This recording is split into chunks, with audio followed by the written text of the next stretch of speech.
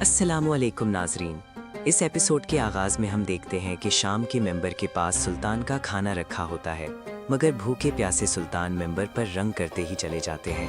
इसी लम्हे बोरो उनके पास आता है और कहता है, भाईजान, मैं बेअदबी नहीं करना चाहता, लेकिन आप कब तक ऐसे रहेंगे?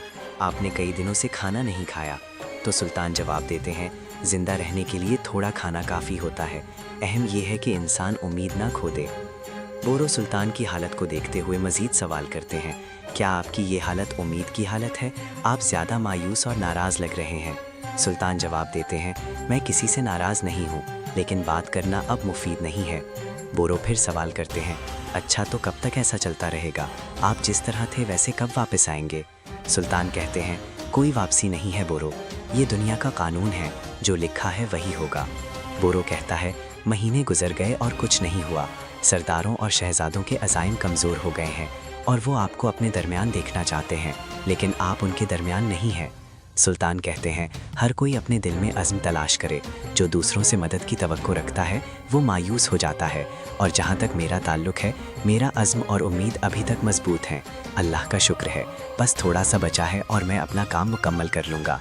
बोरो फिर पूछते हैं, भाई इसे ख़त्म करने के बाद क्या होगा? क्या ये मेंबर सब कुछ हासिल कर लेगा? सुल्तान कहते हैं, चांदी और सोने को पत्थर से जांचा जाता है और उनकी पाकीज़गी मालूम की जाती है, और ये मेंबर मेरे लिए पत्थर है।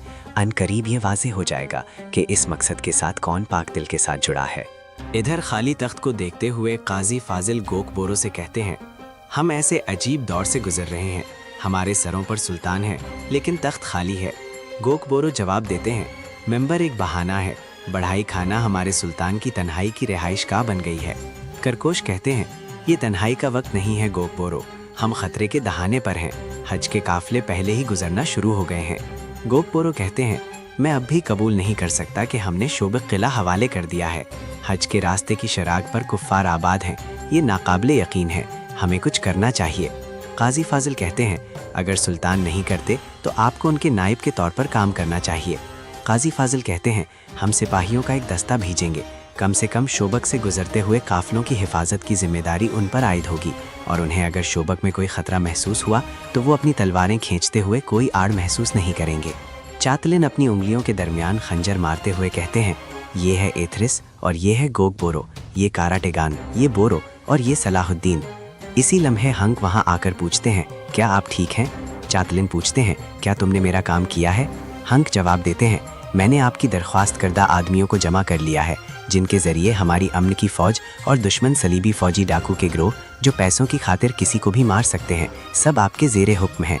चातलिन जवाब देते हैं, शाबाश हंक, शाबाश, मैं उन लोगों से थक गया हूँ जो तख्त पर बैठे हैं, और उनकी फजूल बातों से, जिसे वो सियासत कहते हैं, जिसे वो अमन कहते हैं, ये सब बकवास है।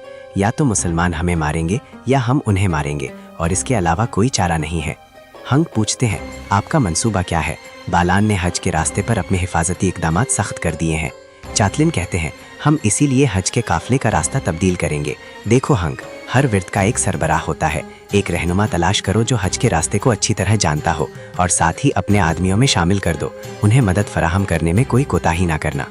कमांडर लादागाय के पास जाकर कहते हैं, रोम से आने वाली फौज 2 दिन में कुदस पहुंच जाएगी। लादागाय कहते हैं, इस खुशखबरी को कोई मायने देने के लिए हमें चातलिन को कम से कम 2 दिन अपनी निगरानी में रखना चाहिए। कोई नहीं जानता कि वो अब क्या और कहाँ करेगा। अपने साथ बहुत से आदमी ले लो, चातलिन के तमाम सिपाहियों और उन सब पर नज़र रखो जो उसे सलाम करते हैं। अगर कोई चातलिन ऐसा काम करने का इरादा रखता है जिससे अमन खराब हो तो उसकी सांसें बंद कर दो। कमांडर चला जाता है और लादागाय कहते हैं, 2 मुख्तसर दिन या 2 दिन जो कभी ख़त्म नहीं होंगे। काजी फाजिल सुल्तान के सामने बेचैन होकर कहते हैं, मेरे सुल्तान, मैं कभी भी अमन की खिलाफ वर्जी का सबब बनना नहीं चाहता, लेकिन लादगाय मुसलसल अपनी तैयारियों में मसरूफ़ है और उसने किसी भी रुकावट का सामना नहीं किया। फौजी रहनुमा फ़ौरन सवाल करते हैं, हम इस सूरत हाल में क्यों नहीं हरकत करते? क्या हम रुक गए हैं? सुल्तान की आवाज़ में तसल्ली का अंसर था। हर मुसलमान सिपाही को लड़ाई के लिए तैयार रहना चाहिए। अगर वो सिर्फ बातों में वक्त ज़ाया करने के बजाय मेरा हुक्म मानते तो हम इस हालत में ना होते। काजी फाजिल मजीद कुछ कहना चाहते हैं, लेकिन सुल्तान एक इशारे से उन्हें खामोश कर देते हैं। फिर संजीदगी से कहते हैं, मैं इस मामले पर बहुत सोच चुका हूँ और अब आगे नहीं जा सकता। अगर आपके पास कुछ और नहीं तो आप जा सकते हैं। काजी फाजिल दिल में मुखलिसी के जज्बात के साथ कहते हैं, میرے سلطان، جب تک آپ مجھے ضرورت نہ سمجھیں میں آپ کا ساتھ نہیں چھوڑوں گا، لیکن نائب کی حیثیت سے میں آپ کے خیالات کی گہرائی کو نہیں سمجھ پا رہا۔ مجھے یہ کہنا مشکل ہو رہا ہے، لیکن اگر میں آپ پر بوجھ بن چکا ہوں تو مجھے آپ کی ذمہ داری سے آزاد کیا جائے۔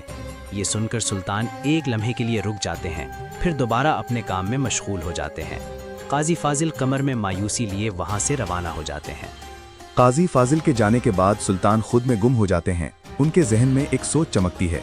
دوسری طرف شعبے قلعے میں مارکوس بالان سے کہتا ہے، مسلمانوں کا قافلہ ہماری سرزمین میں داخل ہونے والا ہے، میرا قوند۔ بالان کچھ دیر کے لیے خاموش رہتا ہے، پھر پوچھتا ہے، ان کی حفاظت کے لیے ہم کیا اقدامات کر رہے ہیں؟ مارکوس جواب دیتا ہے، ہم ان پر مکمل نظر رکھیں گے اور اس وقت تک ان کا پیچھا کریں گے جب تک وہ ہمارے علاقے سے مکمل طور پر گزر نہ جائیں۔ ہمارے علم میں لائے بغیر کوئی بھی ان کی حرکت نہیں کر سکے گا۔ بالان کا چہرہ سنجیدہ ہو جاتا ہے۔ ٹھیک ہے، چلیں ہم بھی ان کا ساتھ دیتے ہیں۔ میں ان کے سفر میں ان کا ہم سفر بننا چاہتا ہوں۔ دونوں چپ چاپ آگے بڑھ جاتے ہیں اور ایک نیا سفر شروع ہونے والا ہوتا ہے۔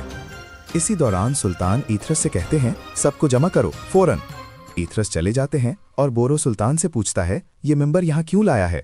سلطان کی آنکھوں میں ایک چمک آتی ہے، وہ ہنستے ہوئے جواب دیتے ہیں، تم دیکھو گے، تمہیں سب کچھ سمجھ آ جائے گا۔ دوسری طرف چارٹلن اپنے سپاہیوں کے ساتھ ایک مخصوص جگہ پر کھڑا ہوتا ہے، چہرے پر غصہ اور خون ریزی کی بھوک۔ وہ کہتا ہے، آج ہم انہیں مکمل طور پر تباہ کر دیں گے۔ اس سرزمین کو مسلمانوں کے خون سے رنگ دوں گا اور صلاح الدین کو اس کی قیمت چکانا ہوگی۔ سلطان کو دیکھتے ہوئے کاراٹیگان آہستہ سے بورو سے کہتے ہیں، کیا تمہیں سلطان کی حالت میں کچھ عجیب نہیں لگتا؟ بورو کی آنکھوں میں اضطراب ہوتا ہے۔ ہاں، وہ پہلے کبھی ایسے نہیں تھے۔